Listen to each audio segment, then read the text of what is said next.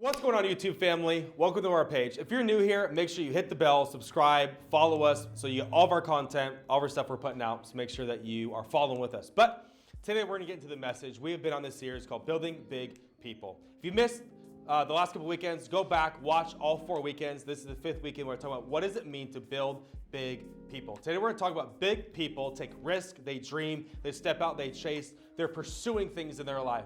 You're going to enjoy this message. Have fun. Very excited to share today out of 2 Samuel as we continue our Building Big People series. 2 Samuel chapter 23 and verse 20 to 23. Just a few verses today. Really interesting story that I'd like to shed some light onto as we continue our Building Big People series. Anybody happy that the Lakers won the championship? Anybody? The Laker family's growing. It's disappointing. Verse 20, chapter 23, verse 20. This is King David. He's talking about his mighty men. David was the king of Israel at this point. He had an army, and he had a special group of people within his army called David's mighty men. And he writes about who these men are here in verse 20. It says, there was also Benaiah, son of Jehoiada. That's a name, Jehoiada. He was a valiant warrior for Damazio, and he did many heroic deeds, which included killing 2 champions of Moab. Another time, on a snowy day, he chased a lion down into a pit and killed it. Once armed with only a club, he killed a great Egyptian warrior who was armed with a spear. Benaiah wrenched the spear from the Egyptian's hand and killed him with it. Deeds like this, verse 22, deeds like this made Benaiah as famous as the 3 mightiest warriors. He was more honored than the other members of the 30, though he was not one of the 3. And David, King David, made him captain of his bodyguard. So Benaiah is not amongst the 30 or the 3, David's mightiest 3. He's actually King David's. He's the leader of the king's personal bodyguard. Today I want to jump back into our series and talk about a God dream. It's my title for today, a God dream, a God dream. Let's pray as we jump into 2 Samuel chapter 23. Jesus, I thank you for your word. God, I thank you for everybody watching, not only here on Sunday morning, but maybe throughout the week on a different day. Maybe they're working right now. God, they're watching on Wednesday or Thursday. God, whenever watch this, for people here in the room, Jesus, we're asking that you would speak to us. We're asking that you would reveal yourself to us today. God, I thank you for your word. I think it's going to challenge us and encourage us. I pray that you would open up this amazing story to our eyes, Jesus, and really just speak to our heart today as we continue about talking about building big people. In your mighty name I pray. And everyone said? Amen. How many have kids in the room? You have kids? A few people. I know at the 12 o'clock today, the next service, all the families are there because we only have kids for one service today. So at 12 o'clock is majority of the families and kids. But my wife and I, we have 2 kids. They just had a birthday here a few weeks ago. We have a 7-year-old son. His name is Cruz. And we have a 5-year-old daughter. Her name is Quinamira. And they are hilarious. They are amazing. I love my kids. They are stressing me out, but I love them. And what's interesting is now that Julie and I have, like older kids, if you will, like they're out of potty training, like they sleep in their own beds, like they feed themselves, like get up in the morning and like get their day going, like we're out of the like the small car seats, we're out of like all of that stuff, so a lot of our friends like, are you guys having another kid? And we're like, have you met our kids? Number 1, I don't think the world needs more of them. Number 2, I don't want to go back to diaper stage and not sleep. I don't want to revert back to hating my life. I'm just kidding. Kids are awesome. But it's funny, like now a lot of our kids or a lot of our friends are having kids or having another kids. There's a lot of babies around right now, which is amazing. I love little babies that I can give back to other people that I don't have to take home with me. So I love all my friends are having babies. But it's interesting, a lot of our friends, kids at the age are starting to learn to walk and learn to crawl and kind of in that stage. It's really interesting when you see a first parent. God bless you. These parents have their first kid and everything is just jumping toward them. Like if the kid's trying to learn how to walk, they have to catch them every time. They don't want them to fall and they don't want them to grab onto something or hurt themselves, right? Like first parents are just these helicopter parents that just watch their kids everywhere they go and want to just catch them and, oh, don't put that in your mouth. Don't eat that. No, don't do that. And they're just really jumpy toward their first kid. The second kid, they're like, you'll be fine. We've done worse. Just eat it. It's fine. You're going to be fine, right? Like, whatever. He fell. Is he bleeding? No, we're good. Like, it's so funny to watch when the second kid comes around. You just don't care. It's like, nah, it's fine. Some of you are like, you have kids? Yeah, and they're alive and well, okay? They're doing fine. But what's interesting is when you study children as they're learning to think and talk and put things together and they're figuring out the puzzles, they're figuring out toys. Like as you see a child's eye growing and as their capability and as they're growing into these little human beings, what's interesting is as you study kids as they're walking, it's actually really, really important that they fall. Don't know if you know this, but when a baby falls, have you ever noticed that they always fall like backward, like this? Like they rarely fall forward unless they're tricked. Most children at 9 months to a year old, when they're starting to walk or learn how to be mobile, they usually fall backward and they stick their butt out and fall backward. Did you know that every time a baby falls and they fall backward on their butt, their spine is getting stronger?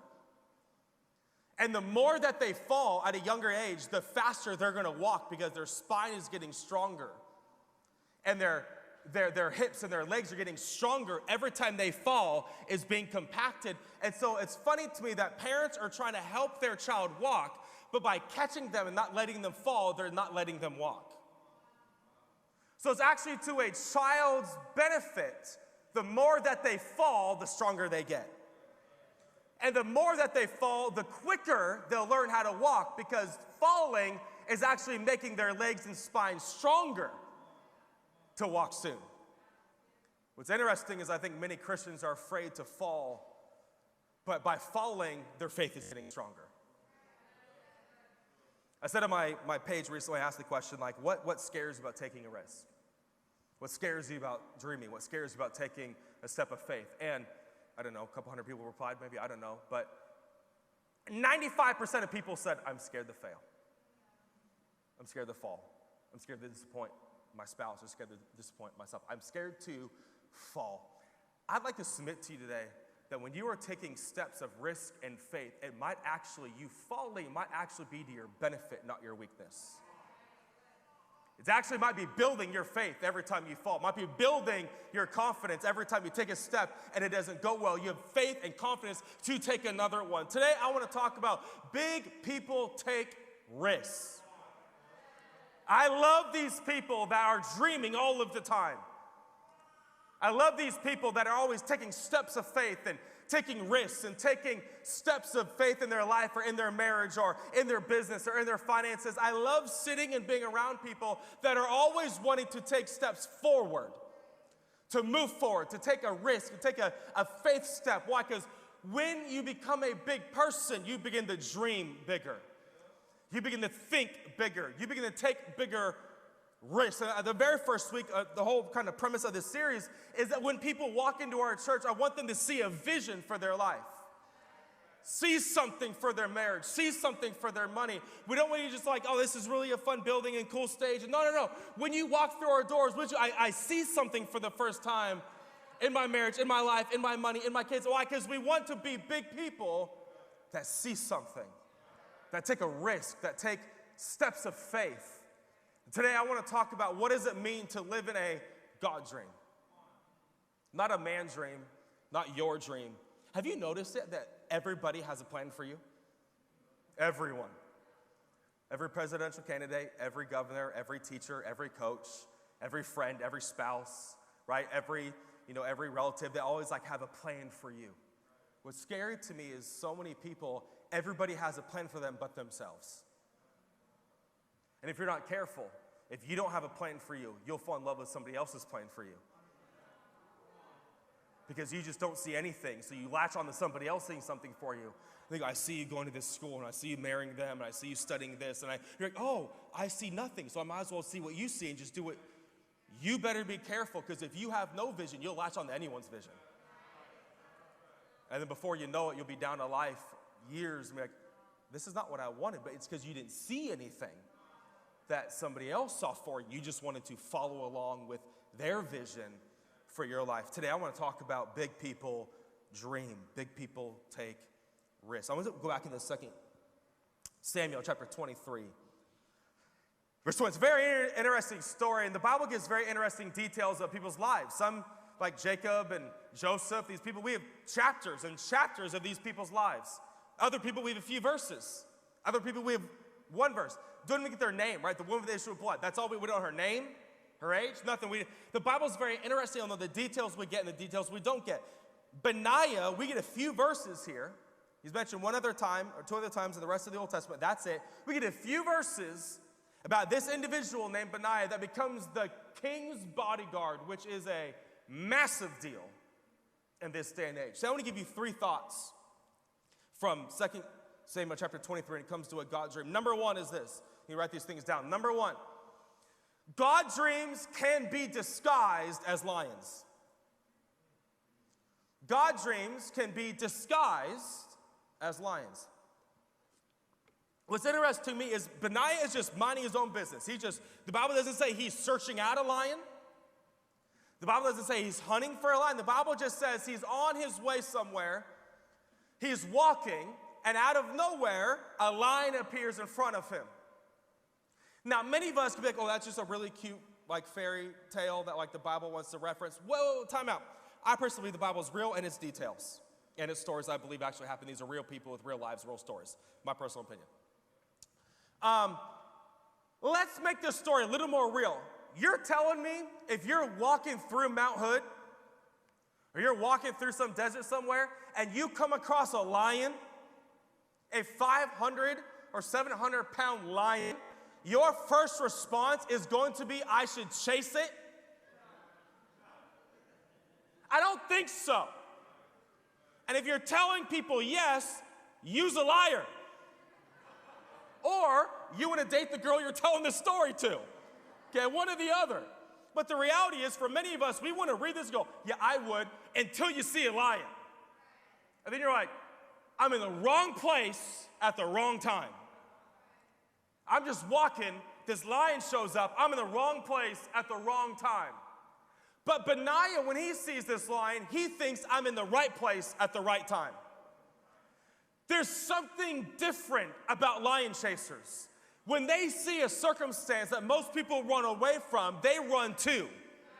When they see something that everybody else is like, I'm in the wrong place at the wrong time, faith believers, faith seers, lion chasers go, oh, I'm in the right place at the right time. This is exactly where I want to be right now.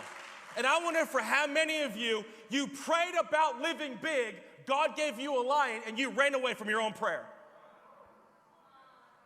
I wonder how many times we've been at a church service or in our devotions, we wrote down, I want to live a big life, and I want to dream big, and I want more opportunity. I want more chances. I want to do something big for you, God. I want to live a big life. I want to change the kingdom. I want to do something big. And then at work the next week, here comes a line, and you're like, that's not what I wanted. I'm at the wrong place at the wrong time. And God's like, you wanted a chance to do something big. Here's a lion. You wanted a chance to live a big life. You wanted a chance to dream bigger. Here's an opportunity. You know what's interesting to me? And this is pretty obvious, but he didn't come across a dead lion. He came across an alive lion. Many of us would be a lion chaser if we knew the lion was already dead. So this is what God does. He doesn't give you dead lions to have faith about. He gives you live lions, and it's called an opportunity for you to chase. One thing I've learned about God, and it's very, very frustrating, is he will never give you fruit. He'll give you seeds, and if you plant the right ones, you get the fruit that you want. We don't serve a fruit giver. We serve a seed giver. Which is what? Opportunity. Chances for you to decide, here's a lion, and it's scary. I'm either going to run from it, or I'm going to run to it, but I've now been given an opportunity. Many God dreams that you're going to have in your life are disguised as lions.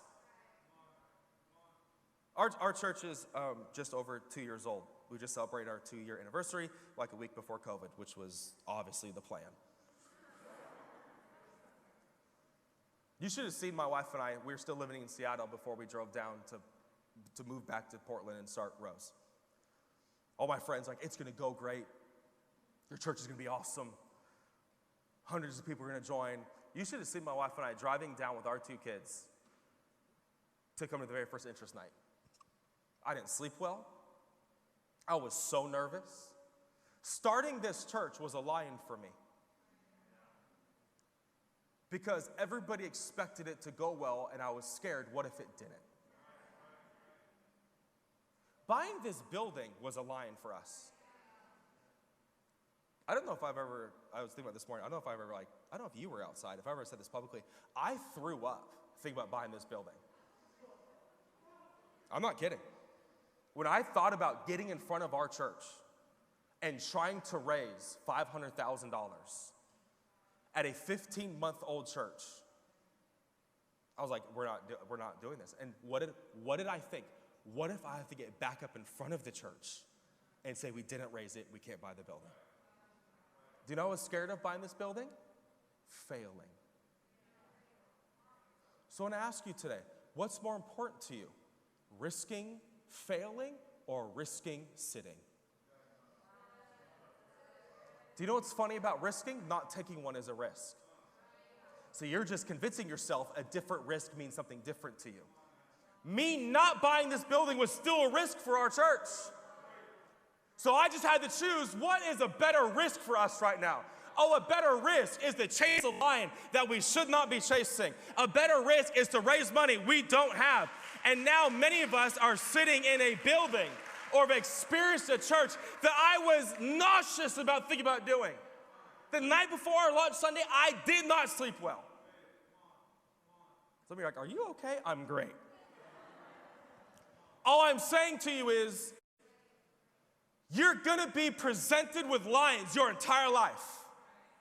And either you're gonna have to decide to chase them and risk failing and risk not getting the job and risk not getting the promotion and risk not stepping out, or you have to sit back and let lion after lion after lion run by and just start asking God, I don't get any opportunities. God's like, I've been giving you lions for a decade. You've just been choosing not to chase them. I also love this about this story. Could you imagine Benaiah going to David and being like, I want to become your lead bodyguard?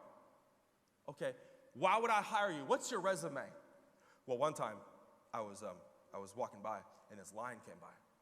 Did you kill it? No, but I wrote about it. And I wrote in my journal, saw a lion today. Thought about chasing it, didn't. Okay, have you ever been in a battle? Yeah, one time these 2 Moabite leaders came by. Well, did you fight them? No, but I prayed about it. And I prayed in my journal that day, saw 2 enemies, thought about chasing them, didn't. Well, have you done anything? Well, one time I was going down this street and I saw an Egyptian warrior and, oh, you probably defeated the I tweeted about thinking about doing it. And I wrote it in my bio, lion thinker. So, son, why are you applying for this bodyguard position? Because I've thought about doing a lot of things. You should see my journal. I have a lot of dreams I've written down. Have you done any of them? Oh, no. But I have deep prayers about some dreams. Can I submit to you, the church is filled with lion talkers. We need more lion chasers. We have so many people, I'm going to do this, and I'm going to say this, and we're going to start this, and we're going to chase that. Can I just submit to you today, stop talking about your lion and start chasing one of them. Start going after something. Yeah, you might fail, but guess what? You might not. And I wrote this down. I would rather have my pride hurt by falling than my faith hurt by sitting. I would rather have my pride hurt by chasing and falling than have my faith hurt by sitting and doing nothing. We need more lion chasers. Go after the job. Start the business. Talk to the girl. Talk to the guy. Ask for the promotion. Start the new wing of your business. You're like, I'm scared. Do it scared. Do it nervous. Do it shaking. Do it under-resourced. I don't care how you feel. Just do it. Get out of your lane. Get out of your comfort zone and chase something in your life. God dreams are disguised as lions. I love this quote. Take a risk. If you win, you'll be happy. If you lose, you'll be wiser. Take a risk. If you win, you'll be happy. If you lose, you'll be wiser. I love this quote. Ships are safer in the harbor, but that's not what ships are made for. Ships are safer in the harbor, but that's not what ships are made for. Can I submit to you? Christians are safer in comfort, but that's not what Christians were made for. Yeah, it's safer to be comfort. It's safer to live in your comfort zone. It's safer not to chase the lion. It's safer to let somebody else go. But that's not what Christians are made for. We're not made to live in our comfort zone, because every dream you would ever want is not in your comfort zone. Every dream you can desire or think or believe will never be where you are comfortable. It's going to be chasing a lion. It's going to be chasing a dream, and it's not where you are made to live in your comfort zone. So if you're newer to our church and you're trying to just find a body of believers that are going to come and just encourage you to live the life that you're living, this is not the church for you. Because I'm going to challenge you to chase the dream, chase the business. I love all these people that have started businesses during COVID. I wrote, last night I was praying for you, and I wrote a few things down. I don't know who this is for. I wonder how many people COVID has made you chase a line you've refused to chase before. I wonder how many of you chase that line that you've been saying for years that you're going to chase. And God just said, oh, here's an opportunity to force you to do something. How many businesses have been started? How many entrepreneurs have stepped out to start something new? Why? Because COVID goes, chase. I also wrote this down. I wonder how many of you chasing your line is actually staying put.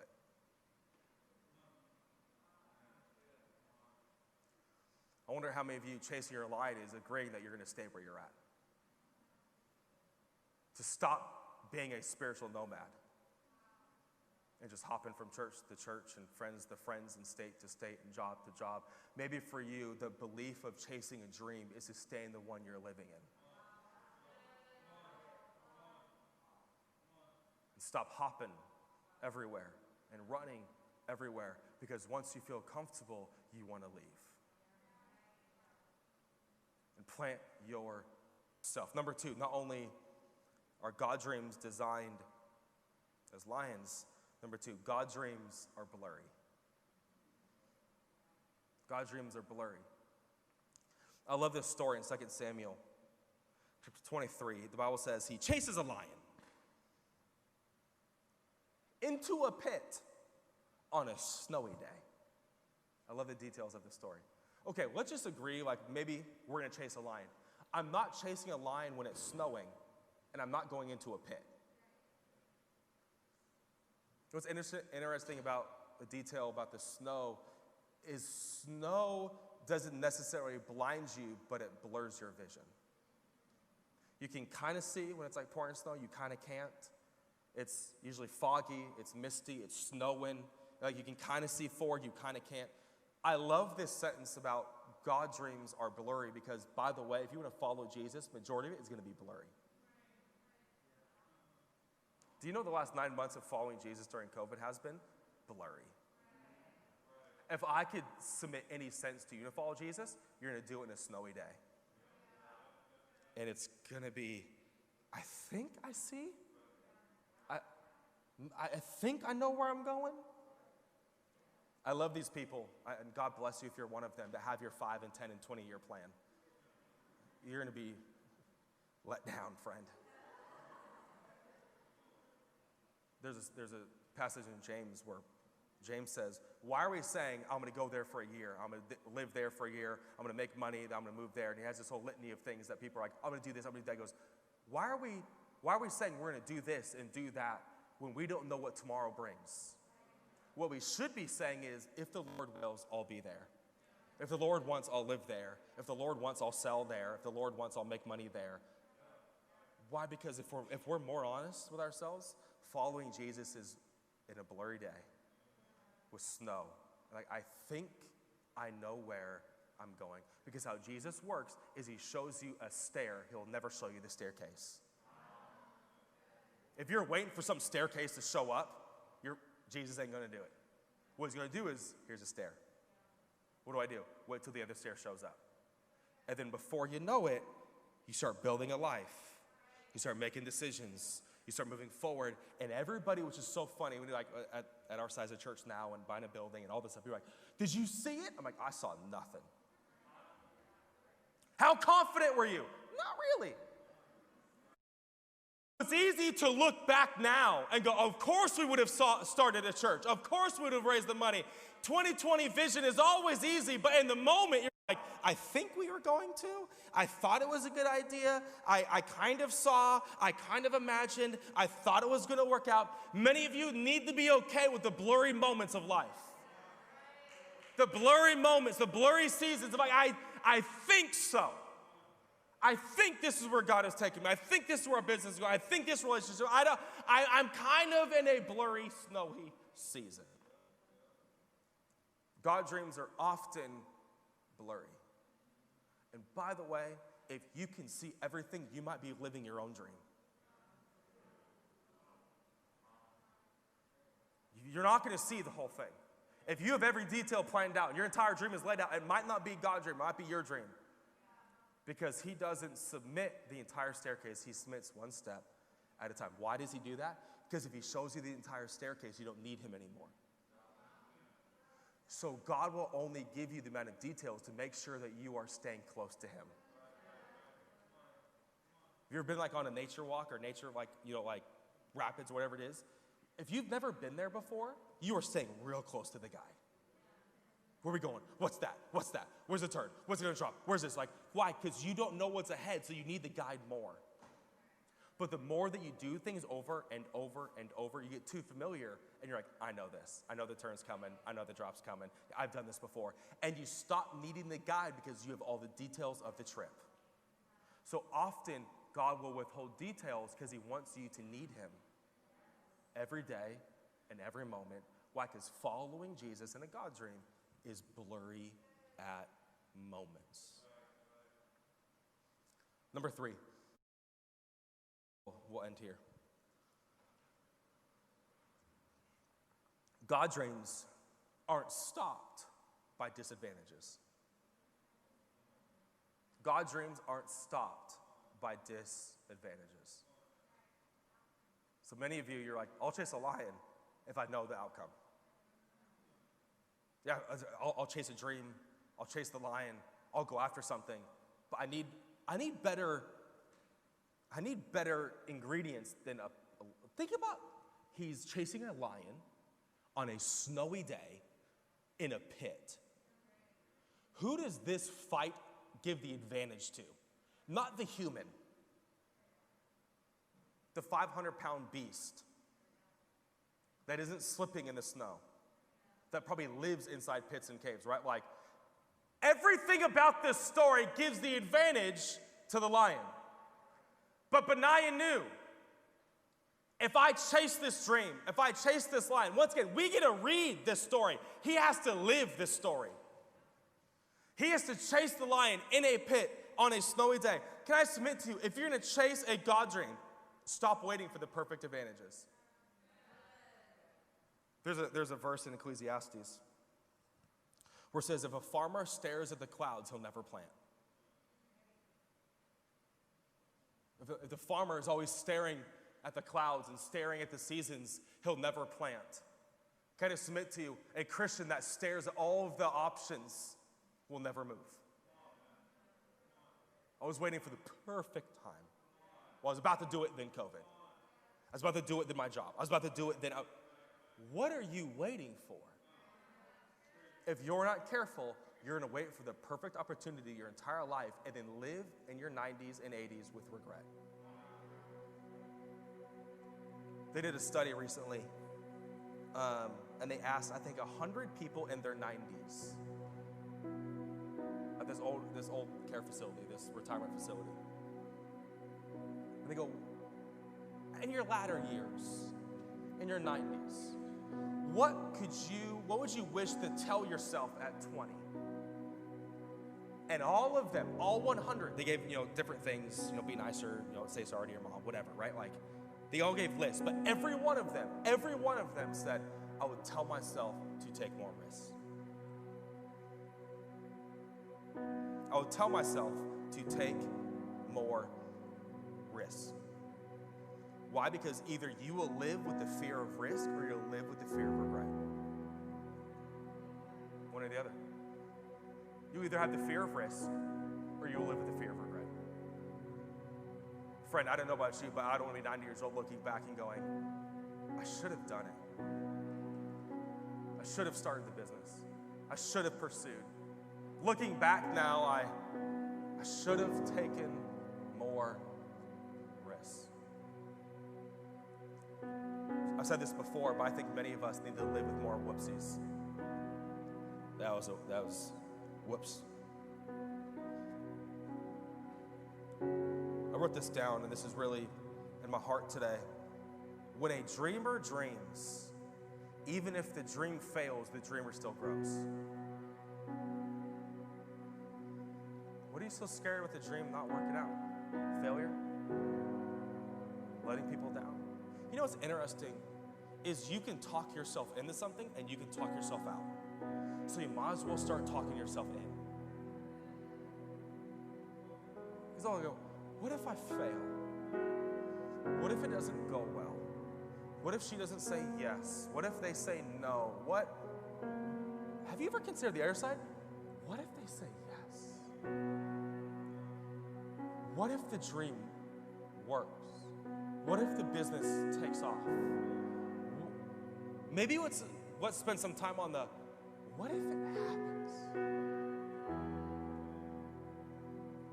Because Rose was a what if for me. Let's find out what happens. I didn't see this. We started with 22 people in my mother-in-law's living room in Vancouver, Washington. I didn't know what was going to happen, but all I knew is I have to try. Let's find out.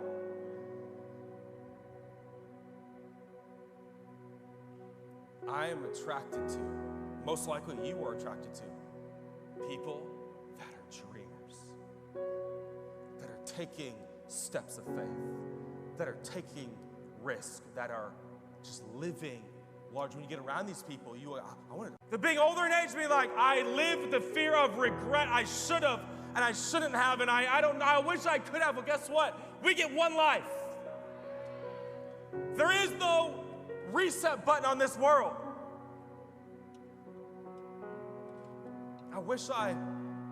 Listen to me.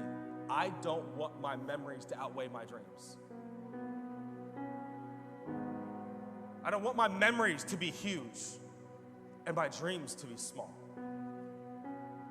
Some of you are like, you're 28 years old and you already think the best part of your life is over. Well, college it wasn't that good. Just wait another 10 years and you always look back and go, it wasn't as good as I thought. Why? Because, hear me, we lie about the past being better than it was. And we lie that the future is going to be worse than it will be.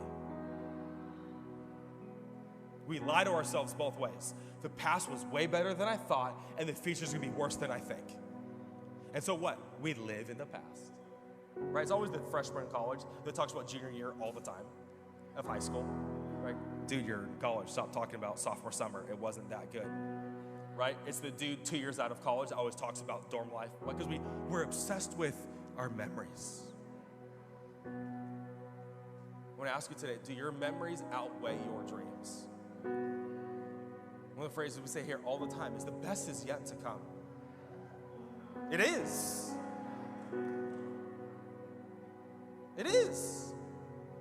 So we're like, my past was awesome. Yeah, your future's gonna be better. And if the next year is awful, the next year's gonna be better after that.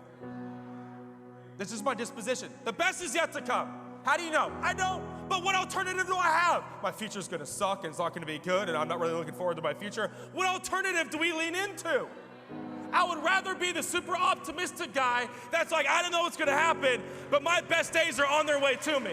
My best days are coming down the pipe. My best friends are on their way. My best laughter is on its way. My most enjoyable birthdays are on its way. I don't know, my past was awesome, but the best days are coming to me. And I'm not gonna sit and wait and watch everybody else chase their lion. And me sit here and write one more day in my journal about what I'm going to do. Tweet one more time, I'm thinking about. Get up and do something. What if I fail? I was reading this book the other day, and he goes, I hate the word fail. I like the word feedback more. I actually think nobody fails. We just get really good feedback that you're not good at certain things. You didn't fail. You found out what you're bad at. You found out that wasn't it. You found out we need to go a different angle. So maybe we need to rechange. I didn't fail. Oh, I got some great feedback. That business isn't for me. I got some great feedback. She wasn't the one. I got some great feedback. That wasn't the place. You want to live a big life? Dream about something. And I asked this the very first week, do you see anything? Do you see a future? Are you dreaming? Is there something getting you out of bed in the morning outside of making a paycheck to pay your rent? Are you dreaming? Are you living? Are you breathing in hope and faith and a future? I'm serious. I think many of you in this room and online, like you see nothing. When you drive a car, do you notice that your front window is a lot bigger than your rearview mirror?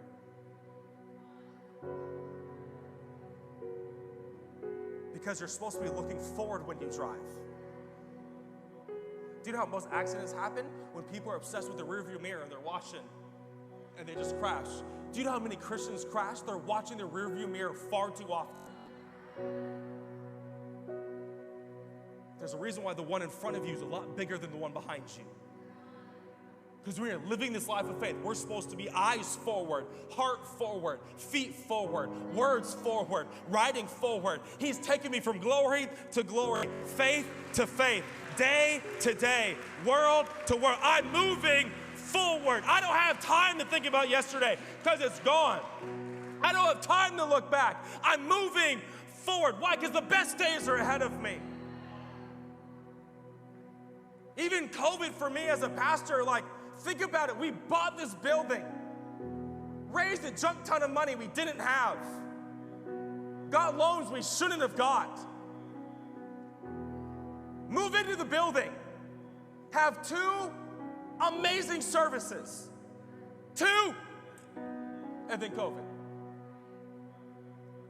Wasn't the plan to live a dream that stopped early? And I've actually had moments during the last 9 months. Maybe the last 2 years was kind of like our best shot.